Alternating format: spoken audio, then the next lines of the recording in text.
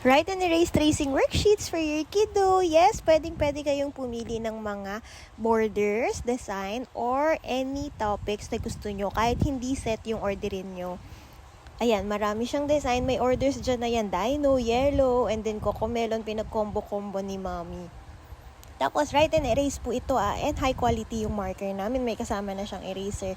Pwede rin personalized name tracing. Marami rin kaming option sa border kung may mga favorite sila na characters.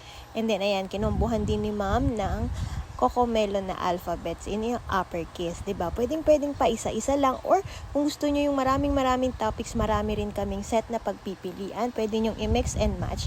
Dito sa shop namin, kayo ang mamimili kung anong gusto nyo. Pwede kayong mag-request sa amin.